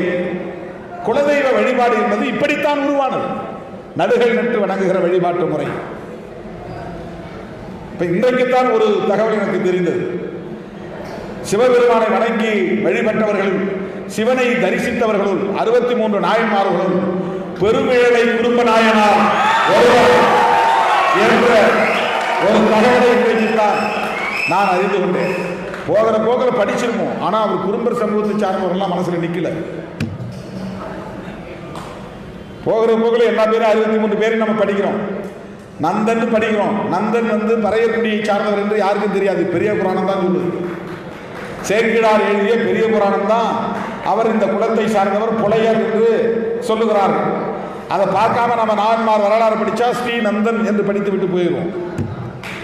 நந்தன் நாயனார் அப்படின்னு படிச்சு போயிடுவோம். அந்த மாதிரி பெருமிழலை குறும்ப நாயனார் குறும்பர் குடியில் பிறந்தவர். அவர் சிவபெருமானை தரிசித்திருக்கிறார், சிவத்தொண்டராக வாழ்ந்திருக்கிறார். அவருக்கு தேவமலை பகுதியிலே ஆண்டுதோறும் விழா எடுக்கிறோம். அப்படி விழா எடுக்கிற இடத்தில் அவருக்கு ஒரு மணிமண்டபம் தேவை. இரண்டாவது கோரிக்கையிலே இது முக்கியமான கோரிக்கை. இந்த 2 பேருக்கும் இங்கே மணிமண்டபம் தேவை. திருவுருவச் சிலை, வானம் குறும்படுத்து திருவுருவச் சிலையும், பெருமிழலை குறும்ப நாயனாருக்கு மணிமண்டபமும் மக்கள் வந்து விழாவுக்கு வந்து அமர்ந்து ஓய்வெடுக்கக்கூடிய வகையில் அது ஒரு பரந்த மண்டபமாக அமையக்கூடிய வகையில் அமைக்க வேண்டும் என்றும் கோரிக்கை மனுவை தந்திருக்கிறேன். இப்படி கோரிக்கை விடுப்பதுதான் சமூக நீதி கோரிக்கை. இதுதான் சமூக நீதி கோரிக்கை. வெறும் வேலை வாய்ப்பில் இடஒதுக்கீடு கோருவது மட்டுமல்ல, கல்வியிலே இடஒதுக்கீடு கோருவது மட்டுமல்ல, எம் வரலாற்றை அங்கீகரிக்க வேண்டும், எமக்கான அடையாளம் வேண்டும் என்பதுதான் சமூக நீதி. அதிலே பாகுபாடு கூடாது. அதிலே பாகுபாடு கூடாது. ஒரு தலைவருக்கு சிலை வைத்தால் ஒரு சமூகம் வணங்கக்கூடிய ஒரு தலைவரை நீங்கள் ஏற்றுக்கொள்வீர்களே ஆனால், ஒரு சமூகத்தினுடைய தலைவர் என்கிற அடையாளத்துக்கு மணிமண்டபம் எழுப்பீர்களே ஆனால், 50 லட்சம் குருப்பர்கள் வசிக்கிற இந்த மண்ணில் நாங்கள் வணங்குகிற வானம் குருப்பருக்கு சிலை வேண்டும் என்று கோரிக்கை எழுப்புவதற்கு பெயர்தான் சமூக நீதி கோரிக்கை. எங்களுக்கு பாகுபாடு செய்யக்கூடாது. நாங்களும் இங்கே வாக்காளர்களாக இருக்கிறோம், நாங்களும் இந்த மண்ணின் மைந்தர்களாக இருக்கிறோம், நாங்களும் விவசாயம் செய்யக்கூடிய உழைக்கும் வர்க்கத்தை சார்ந்தவர்களாக இருக்கிறோம், எல்லோரும் உண்ணக்கூடிய தானியங்களை விளைவிக்கக்கூடியவர்களாக இருக்கிறோம். ஆட்டு முடியை கத்தரித்து உங்களுக்கு குளிர்காலத்திலே போர்த்திக் கொள்ளக்கூடிய கம்பளங்களை தரக்கூடிய கம்பளம் தயாரிக்கக்கூடியவர்களாக உழைப்பாளர்களாக இருக்கிறோம், கைத்தொழில் செய்யக்கூடியவர்களாக இருக்கிறோம். ஆடு வளர்ப்பு என்பது பஞ்சத்தை எல்லாம் தாக்கு பிடிக்கக்கூடிய, பஞ்சத்தை வெல்லக்கூடிய வலிமையை மனிதனுக்கு தருகிறது. தானியத்தை மட்டுமே நம்பி மனிதன் வாழ முடியாது. ஆக மாமிசம் என்பதும் அப்படித்தான் மனிதனுடைய தேவை, உணவு தேவைக்கு பயன்படக்கூடிய ஒரு மாற்று ஈடு. அது ஒரு காம்பன்சேட்டரி ஃபுட்டு, அவசியமான தேவை. மீன், ஆடு, மாடு இவையெல்லாம் இல்லை என்றால் இந்த மனித குலத்துக்கு தேவையான உணவை உற்பத்தி செய்ய முடியாது. கோழி வளர்ப்பு, ஆடு வளர்ப்பு, மாடு வளர்ப்பு இவையெல்லாம் தான் நமக்கு உணவை ஈடு செய்கிறது, நமக்கான சக்தியை, எனர்ஜியை தரக்கூடிய உணவாக மாறுகிறது. ஆகவே மனிதன் இன்றைக்கு சோறு இல்லாமல் இருந்தாலும் இருந்து விடுவான். ஆனால் ஆடு, மாடு போன்ற மாமிசங்களை உண்ணுவது என்பது மனிதனுக்கு தவிர்க்க முடியாத ஒரு தேவையாக மாறி இருக்கிறது. உலகம் கறி இல்லாமல் சாப்பிட்டா சாப்பாடு இறங்காது. சோறு தட்டு நிறையா இருந்தாலும் இன்னைக்கு என்ன கறிக்குழம்பு இல்லையான்னு கேட்போம். கறிக்குழம்பு இருந்தாலும் அந்த சோறு எக்ஸ்ட்ரா உள்ள போகும். ஆகவே ஆடு வளர்ப்பு என்பது மனித குலத்தின், தமிழ் சமூகத்தின் உணவு பற்றாக்குறையை ஈடு செய்யக்கூடிய ஒரு பெரும் பணி. இன்றைக்கு அந்த ஆடுகள், குறும்பாடுகள் எல்லாம் மெல்ல மெல்ல அழிந்து வருகிறது என்கிற கவலை குறும்பர் சமூகத்திற்கு மேலோங்கி இருப்பதை குறும்பர் ஆட்டிலே எல்லா ஆடும் குறும்பாடு இல்லை. அந்த ஆடுகளிலே 5 வகையான ஆடுகள் இருக்கின்றன. அந்த 5 வகை இனமும் பாதுகாக்கப்பட வேண்டும், அவற்றை வளர்க்க வேண்டும். தமிழக அரசு அதற்கென்று முனைப்பாக ஒரு திட்டத்தை அறிவிக்க வேண்டும், அதற்கென ஒரு வாரியத்தை அமைக்க வேண்டும், ஆடு வளர்ப்போர் நல வாரியத்தை உருவாக்க வேண்டும் என்பது இந்த மாபெரும் நிகழ்ச்சியில் முன்வைக்கப்பட்ட மிக முக்கியமான கோரிக்கை. திமுக அரசு சமூக நீதி அரசு என்று நான் திரும்ப சொல்லி வருகிறேன். எனவே திருமாவளவன் சொன்னான் என்பதற்காக அல்ல, இது தேவை என்பதற்காக தமிழக முதல்வர் மாண்புமிகு அண்ணன் தளபதி ஸ்டாலின் அவர்கள் இந்த கோரிக்கை நிச்சயம் நிறைவேற்றுவார் என்று நான் நம்புகிறேன். திருமாவளவன் சொல்லிட்டார் நான் செய்கிறது இல்லை. அவரே சமூக நீதி பாரம்பரியம் உள்ளவர். அவருடைய அப்பா சமூக நீதி காவலர் கலைஞர் அண்ணாவின் வெளிவந்தவர். அண்ணா சமூக நீதி காவலர், அண்ணா பெரியாரின் பிள்ளை, பெரியார் சமூக நீதி தந்தை. ஆகவே சமூக நீதி பாரம்பரியத்தில் வந்த தமிழக முதல்வர் தளபதி ஸ்டாலின் அவர்கள் உங்கள் கோரிக்கையை உடனடியாக நிறைவேற்றுவார் என்கிற நம்பிக்கை. நான் சொல்லி செஞ்சா அது காம்ப்ரமைஸ் அர்த்தம், அவரே செஞ்சா அது கன்வின்ஸ். அவரே அதை உணர்ந்து அதை ஏற்றுக்கொண்டு கன்வின்ஸ் ஆகி இதை செய்ய வேண்டும். எல்லோருக்கும் தீரன் சின்னமலைக்கு சிலை இருக்கிறது, பெரும்புடுகு முத்தரையருக்கு சிலை இருக்கிறது, அதுபோல ஒவ்வொரு அம்பேத்கருக்கு சிலை இருக்கிறது, பெரியாருக்கு சிலை இருக்கிறது. ஒவ்வொரு சமூகமும் முன்வைக்கக்கூடிய அந்த கோரிக்கைகளின் அடிப்படையில், ஒவ்வொரு சமூகத்தின் கோரிக்கையின் அடிப்படையில் அவரவர் மதிக்கக்கூடிய தலைவர் பெருமக்களுக்கு இங்கே அங்கீகாரம் இருக்கிற போது வானம் குறும்பலுக்கு கட்டாயம் முதல்வர் கன்வின்ஸ் ஆவார். கட்டாயம் மாண்புமிகு முதல்வர் அவரே அதை ஏற்றுக்கொள்வார். எனவே அந்த தலைவருக்கு, அந்த மாவீரனுக்கு, வானம் குறும்பனுக்கு தமிழகத்தில் ஒரு மணிமண்டபம், ஒரு சிலையை தமிழக அரசு நிறுவ வேண்டும் என்று இந்த மாபெரும் நிகழ்வின் ஊடாக நான் வேண்டுகோள் வைக்கிறேன். அதை போல ஆடு வளர்ப்பு வாரியத்தை அமைந்து, எத்தனையோ பல வாரியங்கள் இருக்கின்றன. ஆடு வளர்ப்பு முக்கியமானது. ஆடு வளர்ப்பு முக்கியமானது. இயற்கை சமநிலையை தக்க வைப்பதில் ஆட்டுக்கு முக்கியமான பங்கு உண்டு.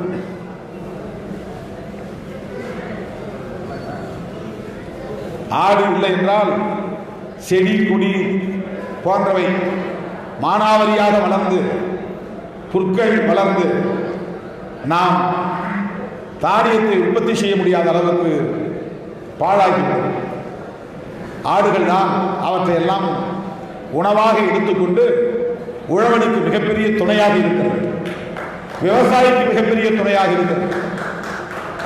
அது இயற்கையிலேயே அமைந்திருக்கிறது. ஒவ்வொரு விலங்குக்கும் ஒவ்வொரு தொடர்பு இருக்கிறது.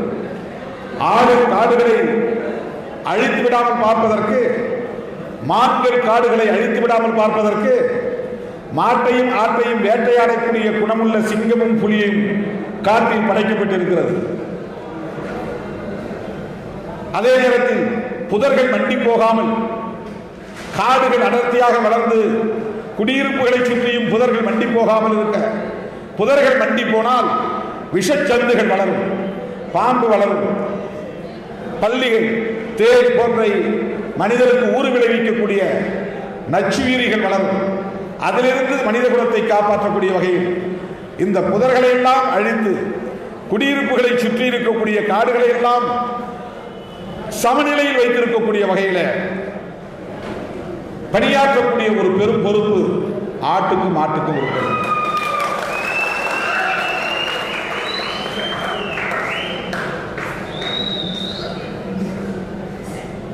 இது இயற்கை சமநிலை விலங்குகள். அப்படிப்பட்ட ஆடு வளர்ப்பு என்பது வருமானத்திற்கு மட்டுமல்ல, உணவு பற்றாக்குறையை ஈடு செய்வதற்கும் பஞ்சத்தில் இருந்து மனித குலம் தப்பிப்பதற்கும் ஆடு மாடு வளர்ப்பு இன்றியமையாத ஒரு தேவையாக இருக்கிறது. அந்த வகையில் ஆடு வளர்ப்பை ஊக்கப்படுத்த வேண்டும், அதை மேலும் மேலும் பெருக்க வேண்டும். அதிலும் குறிப்பாக குறும்பாடு அந்த ஐவகை இனம் அழியாமல் பாதுகாக்கப்பட வேண்டும்.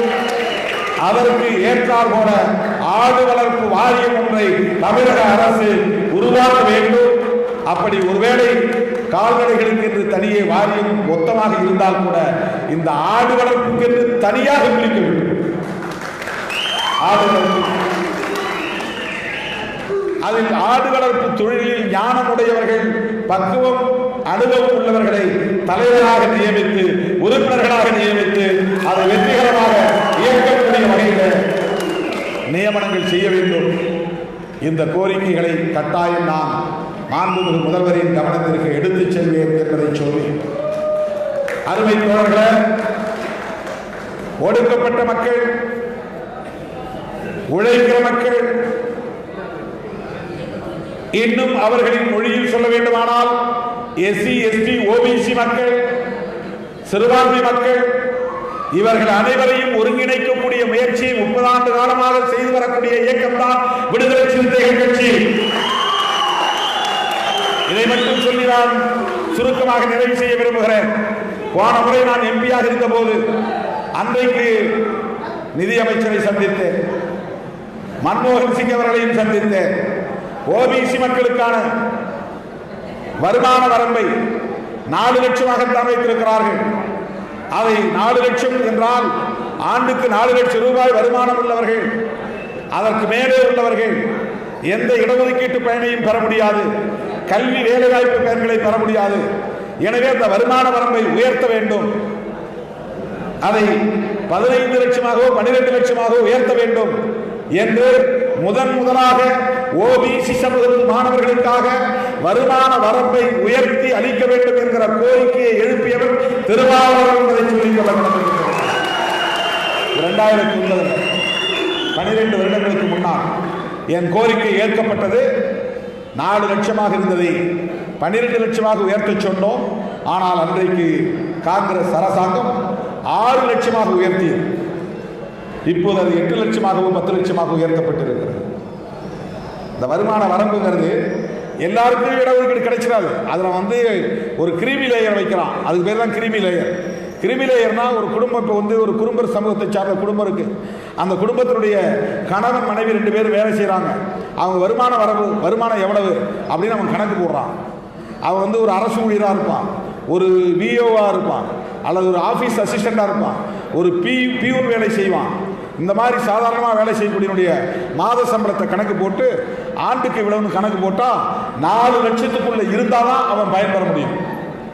4 லட்சத்துக்கு மேலே அவன் வந்து ஒரு மாதத்துக்கு 50,000 சம்பளம் வாங்கினான்னா 12 மாதத்துக்கு 12.5 6 லட்சம் ஆயிடுது. அப்போ 6 லட்சம் உனக்கு வருமானம் இருக்குன்னா உன் பிள்ளைக்கு வேலை வாய்ப்பு இல்லை, போ, இடஒதுக்கீடு இல்லை அப்படின்னு அவன் தடுத்துருவான்.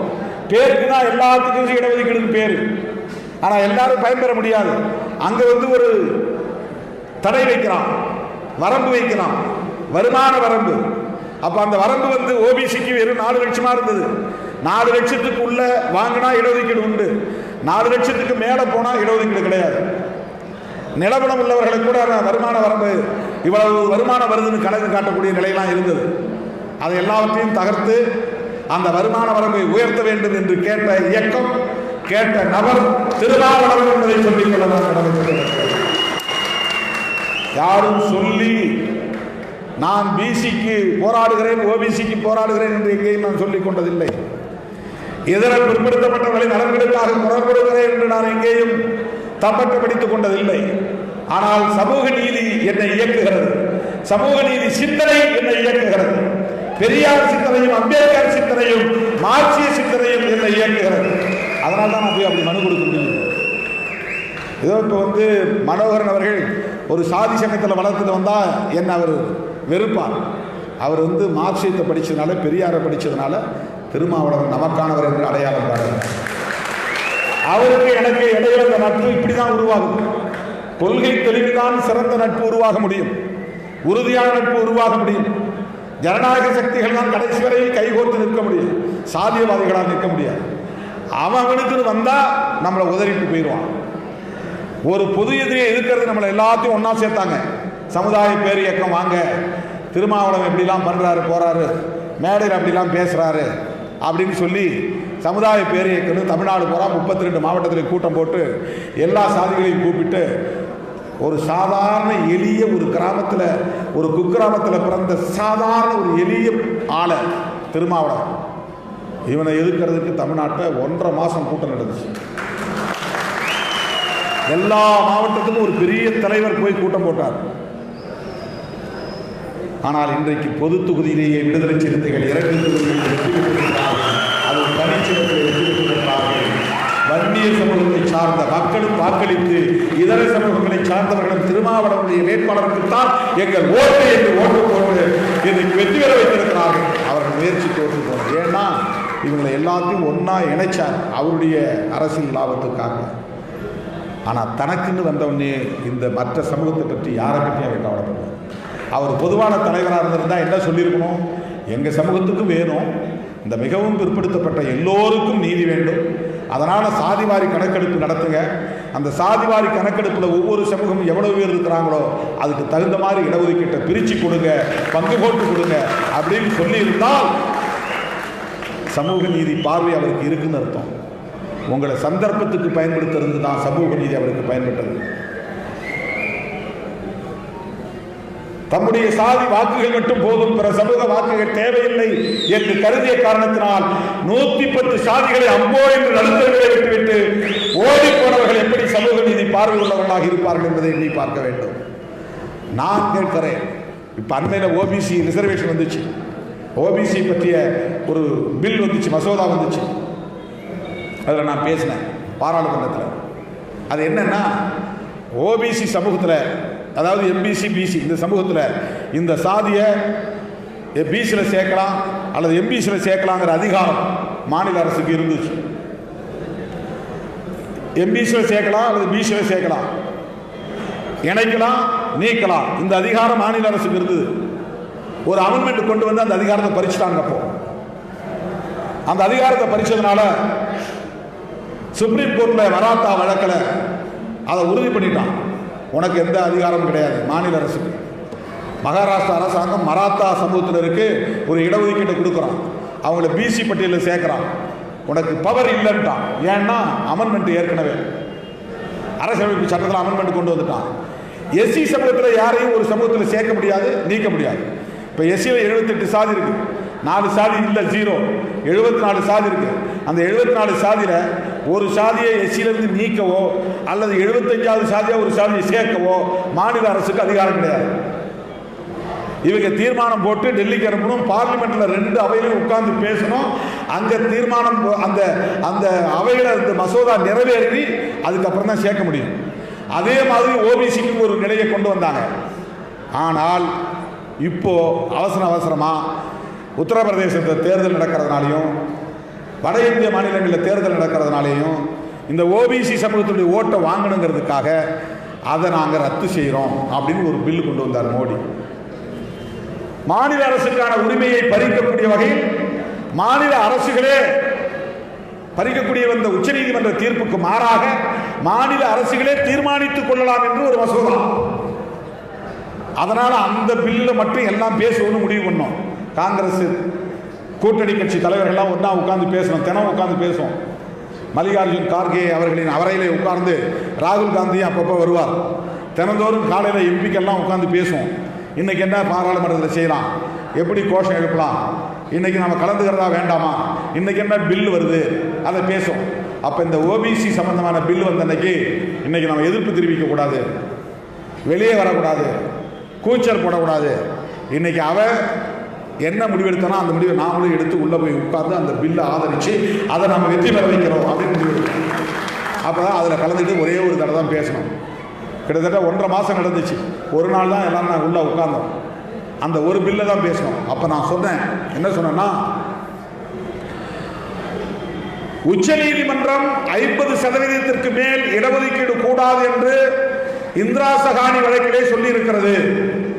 உங்களுக்கு உண்மையிலேயே சமூக நீதியின் மீது அக்கறை இருந்தால் அதையும் திருத்தக்கூடிய வகையில் கான்ஸ்டிடியூஷனல் அமெண்ட்மெண்ட் பில் கொண்டு வர வேண்டும். அதை உடைச்சிருங்க, பாப்புலேஷன் சென்சஸ் எடுங்க, அந்த சென்சஸ் அடிப்படையில் மக்கள் தொகை அடிப்படையில் இடஒதுக்கீட்டை எல்லோருக்கும் உயர்த்துங்க. ஓபிசிக்கும் இடஒதுக்கீட்டை உயர்த்து, எஸ்சி எஸ்டிக்கும் இடஒதுக்கீட்டை உயர்த்து.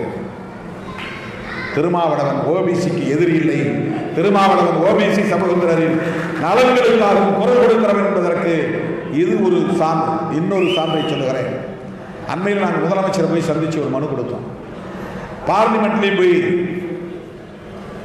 மத்திய அமைச்சர் ஒருவரை சந்தித்து மனு கொடுத்தோம். என்ன கொடுத்தோம்னா, தமிழ்நாட்டில் ஒரு 26 சாதிகள் பெயர் எம்பிசி பட்டியலில் இருக்கு. எல்லா சாதிக்குமே பட்டியல் இருக்கு, எஸ்சி எஸ்டி மட்டும் பட்டியல் கிடையாது. சில பேர் எஸ்சி எஸ்டி மட்டும் பட்டியல் சமூகம்ன்றாங்க.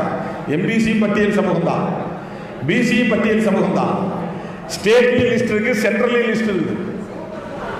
பிசி யாரு, எம்பிசி யாருங்கிறது ஸ்டேட் லிஸ்ட் இருக்குது, சென்ட்ரல் லிஸ்ட் இருக்குது, பட்டியல் இருக்கு. அப்ப இங்க ஒரு 26 சாதிகள் ஸ்டேட் லிஸ்ட்ல இடம்பெற்றக்கூடிய 26 சாதிகள் பட்டியல், அந்த பெயர் சென்ட்ரல் லிஸ்ட் யூனியன் லிஸ்ட்ல இல்ல. யூனியன் லிஸ்ட்ல இல்லைங்கிறத கண்டுபிடிச்சு அது இந்த சாதிகள் பெயர் எல்லாம் பட்டியல் போட்டு இந்த சாதிகள் எல்லாம் யூனியன் லிஸ்ட்ல சேர்க்கணும் என்று மனு கொடுத்த இயக்கம் விடுதலை சிறுத்தைகள் கட்சி. இது ஓபிசிக்கான கோரிக்கை தான். கோவிலில் அனைவரும் அர்ச்சகராகலாம் என்பதும் ஓபிசிக்கான கோரிக்கை தான். இன்னைக்கு 58 பேரை நியமனம் பண்ணியிருக்கிறாங்க. இந்த 58 பேர்ல 6 பேர் தான் எஸ்சி ஷெட்யூல் காஸ்ட், மிச்சம் எல்லாம் ஓபிசி. திருமாவளவன் கோரிக்கை அனைத்து சாதியினரும் அர்ச்சகராகலாம் என்பதுதான் ஓபிசிக்குமான குரல். கோவிலுக்குள்ளே கருவறைக்குள்ளே ஆகம விதிகளின்படி தேவாரம் ஓதுவதற்கு அல்லது நீங்கள் சொல்லுகிற மந்திரங்களை ஓதுவதற்கு முறையான பயிற்சி பெற்றவர்களுக்கு பணி நியமனம் வேண்டும். இது விடுதலை சிறுத்தைகளின் கோரிக்கை, திருமாவளவனின் கோரிக்கை. அதனால் திமுக அரசு முன்னெடுக்கக்கூடிய எந்த முயற்சிக்கும் விடுதலை சிறுத்தைகள் உற்ற துணையாக இருப்போம். இப்போ எல்லாம் குய்யோ முறையன்னு கத்த ஆரம்பிச்சிட்டாங்க. நாடு கேடுகிட்டு போச்சான், எல்லா சாதியினரும் அர்ச்சகராகிறதுனால. இங்கே பாரம்பரியம்லாம் அழிந்து கொண்டு இருக்கிறதா. காலம் முழுவதும் நான் படிக்காமலே இருந்தால் உன் நாடு உன் தேசம் பாதுகாப்பாக இருக்கும். நான் படித்தால் எல்லாம் அழிந்துவிடும், எனக்கு விவரம் தெரிந்தால் எல்லாம் அழிந்துவிடும். என் தந்தை படிக்காமல் இருந்திருந்தால், நான் படிக்காமல் இருந்திருந்தால், எண்ணி பாருங்கள், மனோகரன் படிக்காமல் இருந்திருந்தால் குறும்பாடு மேய்க்கக்கூடியவராகத்தான் இருந்திருப்பார். திருமாவளவன் படிக்காமல் இருந்திருந்தால் ஆடு மாடு வைத்துக் கொண்டிருப்பவனாக சாணம் வரக்கூடியவனாகத்தான் இருந்திருப்பான். இன்றைக்கு படிக்கக்கூடிய வாய்ப்பை பெற்றதனால் பாராளுமன்றத்திற்குள்ளேயே போய் சனாதனிகளின் கண்ணிலே விளக்கெண்ணெய் ஊற்றி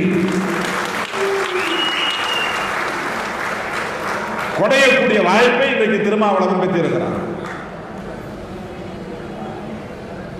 சும்மா இல்லை சமூக நீதி, அதுதான் எம்பவர்மெண்ட்.